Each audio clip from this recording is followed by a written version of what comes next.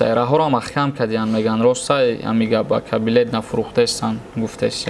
Меган дар Москва карантинаи Москва рафтан мешавад. Саволи мара ҳатман ҷавоб гардонид.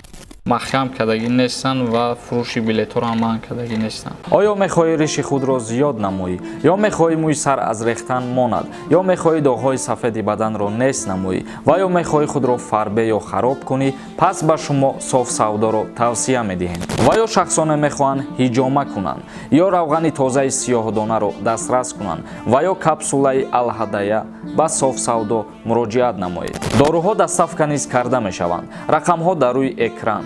аз номи юристиҷаи муроҷиат кунед, тахфиф дорад. бо софсавдо бошед. офиси софсавдо дар Питер ва Москва.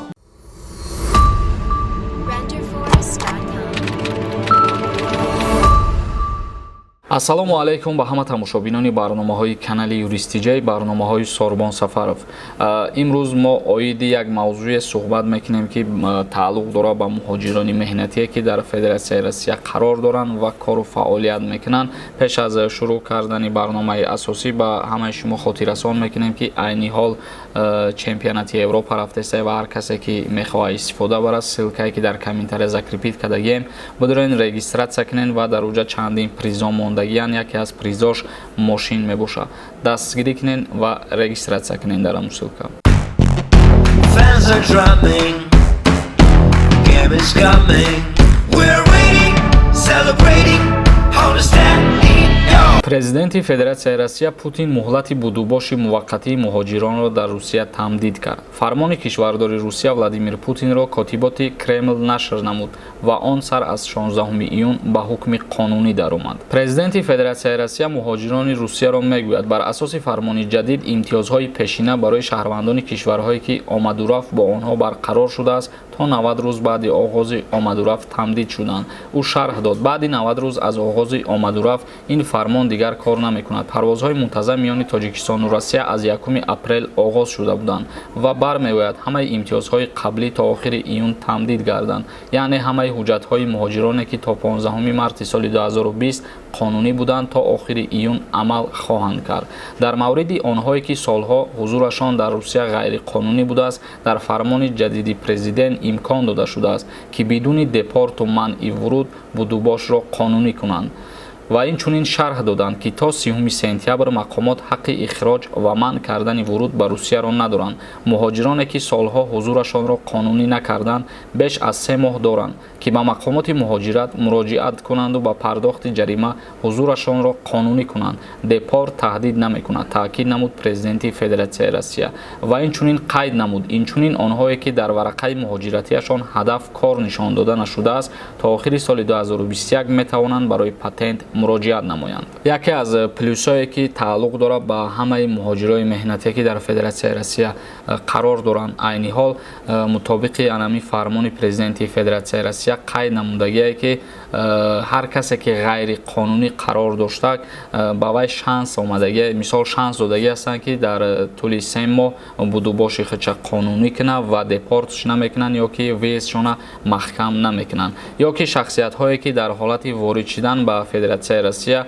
анаму варақаи муҳоҷиратишонда ҳадаф кор нишон додагӣ нестанд, мисол айни ҳол кору фаъолият мекунанд, ин шахсиятҳоро ҳам низ муҳлат додагӣ ҳастанд то охири соли 2021 метавонанд ки барои дастрас намудани патент ҳуҷҷат пешниҳод кунанд ва варақаи муҳоҷиратишонда ҳадаф кор нишон бидиҳанд. ва боз инчунин дар ин фармон қайд кардагӣ ҳастанд ки муҳоҷирое ки солҳо ҳузуршон қонунӣ набуд ва қонунӣ кардагӣ набуданд ва ин шахсиятҳоро ҳам низ 3 моҳ муҳлат доранд ки ба мақомотҳои муҳоҷиратии Федератсияи Россия муроҷиат кунанд ва агар ягон нарушения карда бошанд ҷаримаи худшонро пардохт кунанду баъдан дар идома қонунӣ гаштугузор кунанд ва ҳуҷҷатгузориҳои худшонро дуруст тахт кунанд. тамошобинони азиз, як бори дигар хотиррасон мекунем ба ҳамаи шумо, чунки дар иҷа бо саволҳо пешниҳод мекунанд оли баъзе нафарҳо.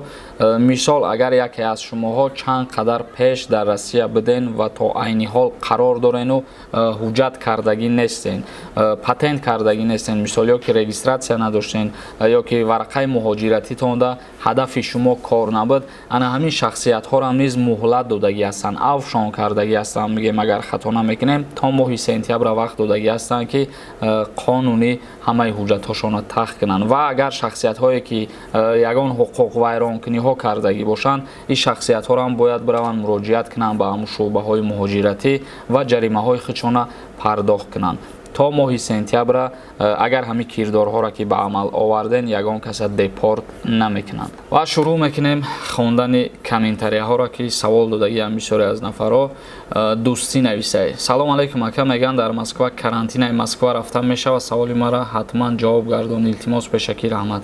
дар Москва то рӯзи 19 карантин додагӣ буданд, яъне ки 1 моҳаву 10 рӯза ё 20 рӯза карантин кардагӣ набуданд, то рӯзи 19 гуфтагӣ буданд, танҳо дар дохили Москва ва барои ворид шидан ё ки аз Россия биромадан ягон монеагӣ нестай. Холова нависай: имрӯз дар телевизори Москав дар канали РЕН-ТВ то 30 сентябр муддат дароз карда шуд. ман худам ба гӯшом шунидам ва ба чашмом дилам худованд садбор шукрона. Расулов Атиф нависай: салом алайкум ака, чанд бошид. менависам, ҷавоб наметем. мегуфти раҳо маҳкам мешаванд ё не? ман рӯзи 28 июн билет дорам, меган маҳкам мешава. ростай меган бугӯй, агар бародар ба рӯзо ҳар кас ҳар чи гуфтан мегира.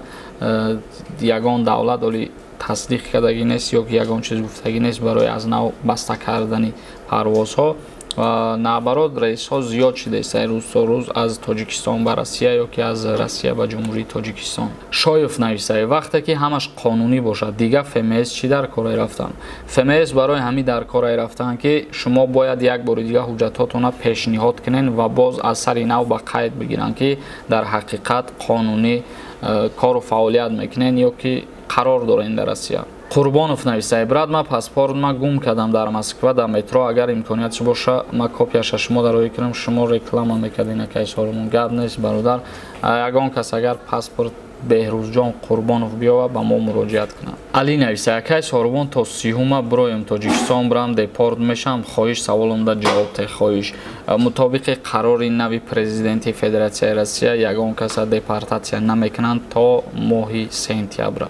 Эҳсон Замонов нависай: гап нест яками саволи мада ҷавоб надоди. яка рӯз менависам, ма тӯли 5 моҳши дар Турсия мебошам, документ надорам, қапан депорт мекунанд. раҳои Россия ӯи шаванд, ма ба Русия рафта метавонам. пешакӣ, раҳмат. ин раҳои Россия ва Турсия кай кушода мешаванд, маълумот медодем. ай Турсия ба Федератсияи Россия ворид шидан танҳо бо тариқи аэрофлот мешава рафтан ва пас аз 15 июн гуфтанд ки рейсҳош барқарор мешава. маҳкам шидагӣ буд аз Россия ба Турсия ва аз Турсия ба Россия. айни ҳол ягон маълумот нестай оиди кушодашавиш аз сари нав 15 гузашт, лекин ягон маълумот нестай ки кушода мешава ё ки ҳамхи маҳкам мемонад. ва дар ҳолате ки 5 моҳ шид истодагии ту, бародари азиз, дар уҷа то 3 моҳ ҳам мумкин ки мисол ту гашту гузор кунӣ, пас аз 3 моҳ бояд як бор мебиромадӣ, баъд аз сари нав ворид мешидӣ. Антон нависай: ма 2 моҳ пеш гирифтам патента, бо ФМС бирам, савола ответе ака. ин талабот аз ҷониби ҳукумати Россия бародар, на ин ки аз ҷониби ма, чунки бисёри нафарот менависанд барои чӣ мо патент дорем, бирем ФМС бирем ё дигар ҷо. ин чиза Россия худаш талаб кардагия, ҳукуматиш худаш талаб кардагия ки ҳар касе ки чӣ документ дорад, чӣ надорад, бояд муроҷиат кунад. вале боз ҳозир осонтар шидагия шахсиятҳое ки чӣ хеле мо дар аввали видео гуфтем беҳуҷҷат гашту гузор кардагиянд ва ёрам низ метавонанд бираванд ҳуҷҷатҳошона торӣ кунанд. Бобозода нависай: салом алайкум ака, 1 май омадам мигратсионим 3 моҳай, чӣ хел кунам айсар патент кунам биспорум? бародар, дар аввали видео ма қайд кардам, фаҳмондам ки то охири сола иҷоза додагӣ ҳастанд, яъне метавонем бирем барои патент дастрас намудан, ҳуҷҷат биспорем, дастрас кунем. Акрамов нависай: раҳоро маҳкам кардиянд, меган ростай амига бака билет нафурӯхтестанд, гуфтестанд. маҳкам кардагӣ нестанд ва фурӯши билетҳоро ҳам манъ кардагӣ нестанд. чандин нафарҳои дигар оиди созишномаҳои байни ҷумҳурии Тоҷикистон ва Ӯзбекистон саволҳо пешниҳод кардагиянд ки дар сафари президенти ҷумҳурии Ӯзбекистон ба Тоҷикистон 26 та созишномаи нав ба имзо расид ва мо як видеои алоҳида мекунем, ҳамаша ба шумо мефаҳмонем, чунки дар ин маврид саволҳо зиёд додагӣ ҳастанд ки чӣ созишномаҳои. мо ҳамаша як бори дига мехонем ва баъдан ба шумо пешниҳод мегардонем. ҳамошобинони азиз, видеомона ҷамъбаст мекунем. ягон саволи дига дошта бошед, агар дар комментария саволотона пешниҳод кунен, ва дар канали юристиҷей обуна шидана фаромӯш намекунем. То барномаҳои дигар худованд ҳамаи мо шуморо нигаҳбон бошад.